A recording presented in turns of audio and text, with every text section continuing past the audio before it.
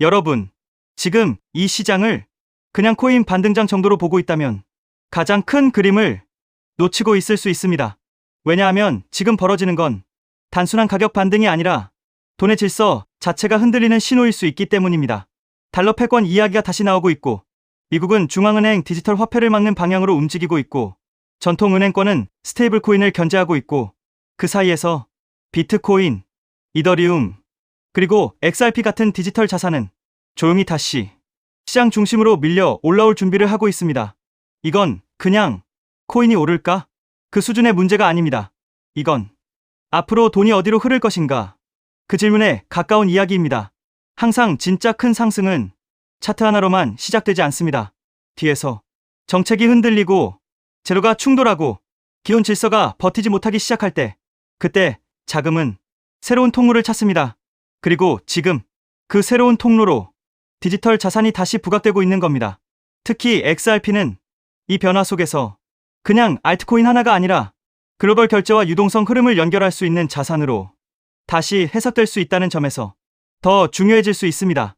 오늘 영상에서는 왜 지금 시장이 단순 반등장이 아니라 금융질서 재편 구간일 수 있는지, 왜 정부와 은행과 디지털 자산이 정면으로 충돌하고 있는지, 그리고 왜 이런 흐름이 결국 XRP 같은 자산에 유리한 토양이 될 수 있는지 핵심만 아주 쉽게 정리해 보겠습니다. 우선 첫 번째입니다. 지금 시장에서 가장 무겁게 봐야 할 건 달러 패권에 대한 의문이 다시 나오고 있다는 점입니다. 많은 사람들은 달러가 영원히 중심일 거라고 생각합니다. 당연히 그렇게 느낄 수 있습니다. 지금도 세계 무역, 금융, 자산 시장의 중심엔 여전히 달러가 있기 때문입니다. 그런데 문제는 그 질서가 영원할 거라는 보장이 점점 약해지고 있다는 겁니다. 왜냐하면 지금 세계는 빚은 늘어나고 돈은 계속 풀리고 통화 신뢰는 예전 같지 않고 국가 간 갈등은 커지고 있기 때문입니다. 즉, 사람들의 머릿속에 한 가지 질문이 다시 살아나고 있는 겁니다. 정말 달러가 앞으로도 지금처럼 절대적인 자리를 유지할 수 있을까? 이 질문이 왜 중요하냐? 이 질문이 커지기 시작하면 자금은 대안을 찾기 시작합니다. 예전에는 금이었고, 그 다음엔 각종 실물 자산이었고, 이제는 디지털 시대답게 비트코인이나 블록체인 기반 자산들이 대안 후보로 들어오기 시작한 겁니다. 이건 하루아침에 세상이 바뀐다는 얘기가 아닙니다. 하지만 시장은 늘 완전히 바뀐 다음 반응하는 게 아니라 이 질서가 예전 같지 않다, 그 조짐이 나올 때부터 먼저 움직입니다. 그리고 지금은 그 조짐이 분명히 보이기 시작한 구간이라는 겁니다. 그 다음으로 중요한 게 바로 CBDC 이슈입니다. 이 부분은 많은 분들이 그냥 뉴스만 넘기는데 사실 굉장히 중요합니다. 왜냐하면 정부가 직접 발행하는 디지털 화폐, 즉 CBDC는 표면적으로는 디지털 혁신처럼 보이지만 그 안에는 엄청난 통제와 감시의 문제가 같이 들어있기 때문입니다. 사람들이 불편해하는 이유도 바로 그겁니다. 국가가 디지털 지갑과 결제 흐름을 직접 통제하게 되면 개인의 금융 활동은 이전보다 훨씬 더 쉽게 추적되고 통제될 수 있습니다. 이건 단순 기술 문제가 아니라 자유와 통제의 문제로 번집니다. 그래서 미국 정치권 안에서도 CBDC를 막으려는 움직임이 나오는 겁니다. 이게 왜 중요하냐? 정부형 디지털 화폐가 제동을 받으면 그 빈자리를 누가 채우냐가 중요해집니다. 그리고 바로 그 자리에서 민간형 디지털 네트워크, 민간 블록체인 기반 결제 시스템, 그리고 XRP 같은 구조가 다시 주목받을 수 있는 겁니다. 쉽게 말하면 국가가 직접 모든 걸 통제하는 방식은 저항을 받고 있고, 그 대신 민간 기술이 더 유연하고 빠른 방식으로 그 빈틈을 파고들 수 있는 환경이 만들어지고 있다는 겁니다. 이건 XRP 입장에선 절대 가볍게 볼 수 없는 변화입니다. 왜냐하면 XRP는 원래부터 국경 간 결제, 유동성, 연결, 빠른 가치 이전 쪽 서사를 가진 자산이기 때문입니다. 즉, 정부형 디지털 통화가 막히는 흐름은 오히려 민간형 결제 네트워크 기대를 키울 수 있고, 그 흐름 안에서 XRP는 다시 주목받을 이유가 생깁니다. 그런데 여기서 끝이 아닙니다. 진짜 더 중요한 건 왜 제도가 이렇게 계속 늦어지고 있느냐입니다. 겉으로 보면 암호화폐 제도는 자꾸 미뤄지고 법안은 늦어지고 정의가 안 되는 것처럼 보입니다. 그런데 그 안을 들여다보면 이건 단순 행정 지연이 아닙니다. 돈의 싸움입니다. 특히 스테이블 코인을 둘러싼 갈등이 정말 큽니다. 왜냐하면 스테이블 코인은 그냥 편한 디지털 달러가 아니라 전통 은행권 입장에서는 예금을 빼앗아갈 수도 있는 존재로 보이기 때문입니다. 사람들이 은행에 돈 넣어두고 거의 이자도 못 받는 동안 블록체인 기반 스테이블 코인 쪽에서는 더 빠르고 더 유연하고 경우에 따라선 수익성까지 붙는 구조가 나오기 시작합니다. 그럼 당연히 전통은행권은 긴장할 수밖에 없습니다. 즉, 지금 미국 의회와 금융권에서 벌어지는 건 기술이 가능하냐? 이 싸움이 아니라 이 돈을 누가 가져갔냐? 이 싸움에 가깝습니다. 이게 왜 중요하냐? 기술은 이미 가고 있습니다. 수요도 이미 생기고 있습니다. 그런데 제도가 늦어지는 이유는 기술이 부족해서가 아니라 기득권 충돌 때문이라는 겁니다. 이건 오히려 반대로 해석하면 제도가 아직 덜 정리됐어도 시장 수요는 이미 앞으로 가고 있다는 뜻입니다. 그리고 시장은 늘 정책보다 빠르게 움직입니다. 즉, 법은 늦고 정치는 싸우고 은행은 막으려 하고, 그런데 돈은 이미 새로운 길을 찾기 시작한 겁니다. 이게 바로 지금 시장에서 제일 무서운 변화입니다. 그 다음으로 봐야 할 건 거시 환경입니다. 최근 시장이 다시 숨을 쉬는 이유 중 하나는 위험 자산을 둘러싼 공포가 조금씩 완화되는 흐름이 보이기 때문입니다. 중동 긴장이 완전히 끝난 건 아니어도 시장이 가장 극단적인 공포에서 조금은 벗어나고 있고, 유가 흐름도 예전보다 덜 부담스러운 방향으로 움직이면 투자자들은 다시 위험자산 쪽으로 시선을 돌리기 시작합니다. 이건 코인 시장에 굉장히 중요합니다. 왜냐하면 코인은 공포가 극단으로 몰릴 때보다 불안은 남아있어도 사람들이 다시 리스크를 감수하려고 할 때 더 강하게 움직이기 때문입니다. 그리고 지금은 딱 그런 환경이 만들어질 가능성이 있는 구간입니다. 그 흐름을 가장 먼저 보여주는 게 바로 비트코인과 이더리움입니다. 비트코인은 단순히 가격만 오르는 게 아니라 거래소 물량 감소, 기관 흡수, ETF를 통한 공급 압박 같은 구조가 붙으면서 시장 전체에 신호를 보내고 있습니다. 쉽게 말하면 시장이 다시 위험 자산을 외면하는 게 아니라 오히려 강한 자산부터 다시 모으고 있다. 이 신호를 주는 겁니다. 이더리움도 마찬가지입니다. 기관 자금, ETF 기대, 스테이킹 구조, 이런 것들이 붙으면서 이제 코인 시장은 그냥 예전처럼 막연한 투기판으로만 보기 어려운 영역으로 들어가고 있습니다. 즉, 지금 시장은 비트코인, 이더리움이 먼저 길을 열고 그 다음에 결제, 유동성, 실사용 서사가 있는 자산들로 관심이 넓어질 수 있는 환경을 만들고 있다는 겁니다. 여기서 XRP를 다시 봐야 하는 이유가 생깁니다. XRP는 그냥 알트코인 하나가 아닙니다. 이 자산은 원래부터 글로벌 결제, 유동성 브릿지, 국경 간 자금 이동, 이런 쪽에서 의미를 가져왔습니다. 그리고 지금 시장은 바로 그 서사를 다시 필요로 하는 방향으로 움직이고 있습니다. 달러 중심 질서에는 균열 이야기가 나오고, 정부형 디지털 통화는 저항을 받고, 민간 디지털 결제 네트워크는 커지고, 전통 은행권은 스테이블 코인과 충돌하고, 비트코인과 이더리움은 시장 전체의 위험 선호를 다시 끌어올리고 있습니다. 이런 흐름이 한 번에 겹치면 그 다음엔 당연히 실제로 돈을 빠르게 움직일 수 있는 자산은 뭐냐? 이 질문이 다시 살아납니다. 그리고 XRP는 그 질문에서 빠지기 어려운 자산입니다. 물론 당장 내일 세상이 바뀐다는 뜻은 아닙니다. 하지만 중요한 건 지금 흐름이 XRP에게 점점 더 유리한 방향으로 바닥을 깔고 있다는 점입니다. 시장은 늘 갑자기 폭발하는 것처럼 보이지만 사실은 그 전에 이런 토양이 먼저 만들어집니다. 제도가 충돌하고 기존 질서가 흔들리고 돈이 새 길을 찾고 사람들이 대안을 보기 시작할 때 그 다음에 가격이 반응합니다. 정리해보겠습니다. 지금 시장은 단순한 코인 반등장이 아닙니다. 달러 패권에 대한 의문이 다시 커지고 있고, CBDC는 통제 문제로 저항을 받고 있으며 스테이블 코인을 둘러싼 전통 금융권과의 충돌은 더 강해지고 있습니다.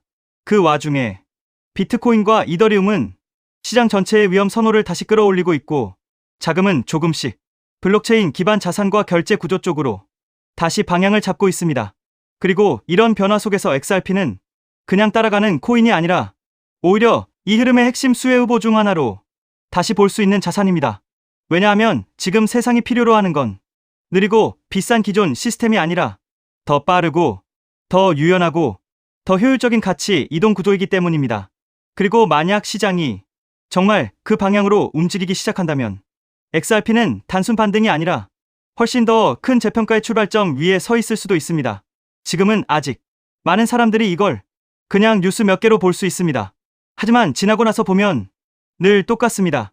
진짜 큰 변화는 가장 조용할 때 시작됐고, 대부분의 사람들은 가격이 이미 움직인 뒤에야 그 의미를 알아챘습니다. 그래서 지금은 단순히 코인이 오르냐 내리냐만 볼 때가 아니라 돈의 방향이 어디로 바뀌고 있는지 그걸 봐야 하는 구간일 수 있습니다. 그리고 그 변화의 끝에 XRP가 다시 강하게 서게 된다면 지금 이 구간은 나중에 돌아봤을 때 생각보다 훨씬 중요했던 자리로 기억될 수도 있습니다. 여기에 더해 또 중요한 내용. SEC 소송이 사실상 완전 종식되었습니다. 이 소송이 끝난다는 것은 단순한 사건 종료가 아닙니다. 리플 채택이 본격적으로 증가할 수 있는 출발점이 된다는 의미입니다. 그렇게 되면 리플의 파트너사들, 특히 금융권에서 리플 시스템을 도입하는 흐름이 마치 밀물처럼 빠르게 확대될 가능성이 있습니다. 여기서 한 가지 생각해볼 질문이 있습니다. 금융권이 정말 리플을 채택하기 시작하면 어떤 변화가 일어날까요? 그런데 금융권의 요구는 생각보다 단순하지 않습니다. 국가마다 규제가 다르고 지역마다 금융 환경이 다르기 때문입니다. 이러한 다양한 요구를 하나하나 대응하려면 리플 역시 지금보다 훨씬 높은 확장성을 확보해야 합니다. 그래서 자연스럽게 리플에게도 레이어2라는 개념이 굉장히 중요한 요소로 떠오르게 됩니다. 리플 레저를 활용하면 국가와 국가 사이에서 자산을 이동시키는 것이 가능해집니다. 그리고 그 자산 이동 기록은 모두 리플 레저 원장에 투명하게 기록됩니다. 여기서 또 하나 궁금해집니다. 이 시스템이 실제 금융권에서 사용된다면 얼마나 많은 자산이 이동하게 될까요? 리플 레저를 통해 이동할 수 있는 자산은 단순히 암호화폐만을 의미하지 않습니다. 디지털 자산은 물론이고 앞으로 시작될 전 세계 은행들의 현금 자산까지도 이 시스템을 통해 이동할 수 있습니다. 이처럼 XRP가 글로벌 금융기업들과 사업을 확장해 나가기 위해서는 반드시 필요한 구조가 있습니다. 그것이 바로 레이어2입니다. 레이어2 없이 사업 확장을 시도한다면 언젠가는 한계에 부딪힐 수밖에 없습니다. 레이어1과 레이어2는 서로 경쟁하는 구조가 아니라 하나의 생태계를 만드는 공생 관계입니다. 여기서 중요한 질문이 하나 있습니다. 전 세계 은행들이 사용하는 시스템이라면 얼마나 다양한 기능이 필요할까요? 이 생태계가 커질수록 전 세계 은행들이 요구하는 다양한 기능을 제공할 수 있습니다. 그래야 생태계 자체가 스스로 돌아갈 수 있는 자생력을 가지게 됩니다. 즉, 뿌리가 깊은 구조를 만들어 어떤 서비스가 등장하더라도 자체적으로 처리할 수 있어야 합니다. 그래야 리플이 단순한 코인이 아니라 하나의 플랫폼으로 성장할 수 있습니다. 그리고 그렇게 되어야 리플은 장기적으로 살아남을 수 있습니다. 그래서 레이어2는 단순한 보조 기술이 아닙니다. 레이어2를 통해 리플의 확장성과 범용성을 높여줘야 리플 기반 블록체인 사업들이 대거 등장하게 됩니다. 그리고 그렇게 사업들이 늘어나면서 비로소 하나의 생태계가 완성됩니다. 여기서 또 하나 중요한 질문이 생깁니다. 생태계가 커질 때 가장 큰 수혜를 보는 것은 무엇일까요? 여기서 코인 시장에 아주 흥미로운 특징 하나가 있습니다. 레이어2 코인들은 리플이 10배 상승할 때 수백 배 상승 기회를 얻을 수 있는 공생 구조를 가지고 있다는 점입니다. 그래서 많은 투자자들이 이 구조를 투자 전략으로 활용하기도 합니다. 이 원리는 주식 시장에서도 비슷한 사례를 볼 수 있습니다. 전기차 테마의 대형주였던 삼성 SDI가 약 15배 상승할 때 소형주였던 에코프로는 무려 700배 상승을 보여줬습니다. 같은 산업에 속해 있지만 상승률은 완전히 달랐습니다. 이것이 바로 생태계 구조의 특징입니다. 레이어1인 이더리움이 2배 상승할 때 레이어2 코인들이 수천 배 상승하는 현상은 이미 오래전부터 코인 시장에서 반복되어 왔습니다. 또 다른 예도 있습니다. 비트코인은 레이어1입니다. 하지만 속도와 수수료 문제 때문에 실제 거래용 화폐로 사용하기에는 한계가 있습니다. 그래서 한 가지 질문이 생깁니다. 이 문제를 해결하기 위해 어떤 기술이 등장했을까요? 그 문제를 해결하기 위해 등장한 프로젝트가 있습니다. 바로 스택스입니다. 레이어2인 스택스는 비트코인의 속도와 수수료 문제를 개선했습니다. 비트코인과 레이어2 코인은 상승할 때 같이 상승합니다. 하지만 상승률은 완전히 다릅니다. 레이어1인 비트코인이 2023년 10월 대비 2024년 3월까지 약 190% 상승할 때 레이어2 코인인 스택스는 같은 기간 동안 무려 750% 상승했습니다. 그래서 자연스럽게 이런 결론이 나옵니다. 만약 XRP가 앞으로 10배 상승한다면 리플 레이어2 코인들은 100배, 1000배 상승 가능성도 충분히 기대할 수 있다는 것입니다. 여기서 이제 가장 중요한 질문이 생깁니다. 그렇다면 리플 생태계에서 레이어2 역할을 하는 코인은 무엇일까요? 첫 번째로 제가 우리 구독자분들께 소개해드릴 리플 관련 코인은 더 루트 네트워크, The Root Network입니다. 루트 네트워크 홈페이지를 보면 XRP Ledger Integration, 즉 다양한 블록체인을 XRP 레저로 통합하는 기능을 설명하고 있습니다. XRP 사용자들이 다른 코인들을 XRP 레저 환경에서도 사용할 수 있도록 확장해주고, 이 과정에서 루트 네트워크가 브릿지 역할을 하는 리플 전용 크로스체인 솔루션이라는 것을 확인할 수 있습니다. 그래서 리플 홀더라면 반드시 알아둘 필요가 있는 프로젝트입니다. 또 하나 중요한 특징이 있습니다. 바로 블록 리워드입니다. 리워드는 블록체인 네트워크 유지에 기여하는 채굴 활동에 대한 보상인데, 이 보상이 XRP로 지급됩니다. 즉, 루트 네트워크의 기축 통화가 XRP라는 의미입니다. 더 루트 네트워크는 XRP 확장을 위한 역할을 하지만 이더리움의 EVM 구조를 기반으로 레이어 1을 개발한 프로젝트이기 때문에 직접적으로 XRP 체인을 사용하지 않는다는 한계도 존재합니다. 하지만 지금 소개하고 있는 이 코인은 리플 블록체인에서 개발된 유일한 레이어 2 프로젝트입니다. 그래서 향후 XRP가 10배 상승한다면 이 코인은 100배, 1000배 상승 가능성도 충분히 기대해 볼 수 있습니다. 여기서 많은 분들이 이 질문을 하실 수 있습니다. 도대체 이 코인은 어떤 구도를 가지고 있을까요? 이 코인 홈페이지를 보면 메인 화면에 XRP 생태계를 위한 사이드체인이라는 프로젝트 목표가 명확하게 적혀 있습니다. 사이드체인은 XRP 체인을 더 원활하게 구동할 수 있도록 지원해주는 체인을 의미합니다.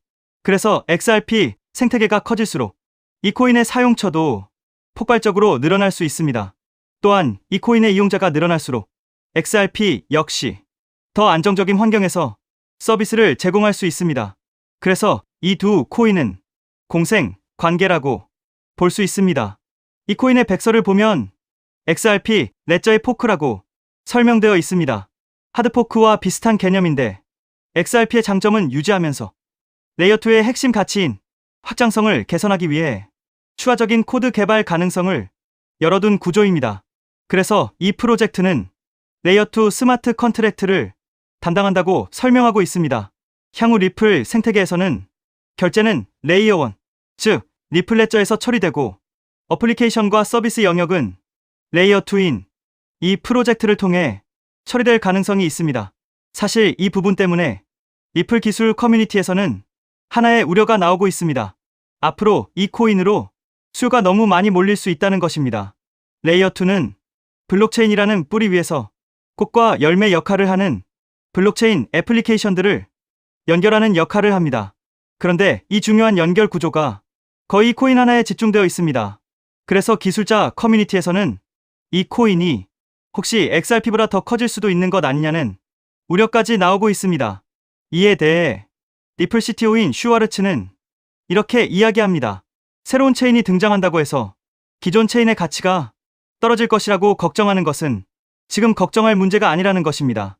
즉, 이 코인이 너무 커질 것을 걱정하는 기술자들의 우려에 대해 리플 CTO가 직접 나서 진정시키고 있는 상황입니다. 이 장면만 봐도 이 프로젝트가 얼마나 중요한 위치에 있는지 충분히 알 수 있습니다. 이 코인은 재작년 12월에 출시된 아직 2년도 되지 않은 초기 프로젝트입니다. 현재 가격은 약 166원, 그리고 시가총액 역시 약 60억 수준입니다. 리플 XRP의 시총이 약 45조라는 점을 생각하면 아직 700분의 1도 되지 않는 저평가 영역이라고 볼 수 있습니다. 또한 전체 물량의 98% 이상이 이미 유통되어 있기 때문에 개발팀의 물량 언락으로 인한 추가 하락 위험도 크게 걱정할 필요는 없습니다. 이 코인은 리플과 직접 연결되어 앞으로 리플 생태계에서 핵심 역할을 맡게 될 가능성이 있습니다. 그래서 리플 CTO의 집중적인 관리도 받고 있습니다. 그런데 아직까지 저평가 상태인 이유가 있습니다. 리플사가 이 프로젝트에 직접 깊게 관여하고 있음에도 아직 공개적으로 크게 드러내지 않고 있기 때문입니다. 리플의 SEC 소송이 사실상 완전히 끝나 이제 금융권 사업 확장이 전략적으로 시작될 수 있습니다. 그 시점이 되면 이 코인은 폭발적인 움직임을 보일 수 있습니다. 그래서 지금은 리플 네트워크 내부 거래 정도로만 조심스럽게 운영되고 있는 것으로 추정됩니다. SEC 소송이 사실상 종식되어 리플 채택은 곧바로 확대될 가능성이 매우 높습니다. 그에 따라 금융권의 리플 시스템 도입 역시 확장됩니다. 하지만 금융권의 요구는 국가와 지역마다 매우 다양합니다. 그래서 이런 요구에 하나하나 대응하려면 리플은 반드시 더 높은 확장성을 확보해야 합니다. 그래서 바로 이 코인이 등장한 것입니다. 리플 생태계 확장을 가능하게 만드는 핵심 구조이기 때문에 기술자 커뮤니티에서는 오히려 이 코인이 너무 크게 성장할 가능성을 우려하고 있는 것입니다. 코인마켓캡의 커뮤니티 투표 결과에서도 무려 96%나 되는 사람들이 이 코인의 폭등에 투표한 것을 볼 수 있죠. 리플 XRP의 성장과 함께 수백, 수천 배 동반 성장할 이 코인 정보를 저희 구독자 여러분들께만 무료로 공유해 드리려고 합니다. 딱 10만 원이면 됩니다. 많은 돈도 필요 없습니다. 단 10만 원만 묻어두셔도 올해 인생의 방향을 바꿀 수 있는 코인입니다. 그런데 왜 지금 이 자리에서 이름을 바로 공개하지 않느냐고요? 이유는 단순합니다. 유튜브에서 이름이 공개되는 순간 세력들이 바로 움직입니다. 가격을 흔들고 판을 뒤집습니다. 그리고 뉴스가 나오고 사람들이 몰리기 시작하면 그때는 이미 늦습니다. 이 시장은 정보가 퍼진 뒤에 사는 사람이 아니라 퍼지기 전에 움직인 사람이 가져가는 구조입니다. 결국 선점이 전부입니다. 이건 단순히 좋은 코인을 찾는 문제가 아닙니다. 지금 시장에서 2026년을 버티기 위한 필수 선택에 가깝습니다. 최근 시장 하락으로 원금 손실이 컸던 분들 많으시죠? 이 코인은 그런 분들도 한 번에 만회할 수 있는 가능성이 있는 구간에 있습니다.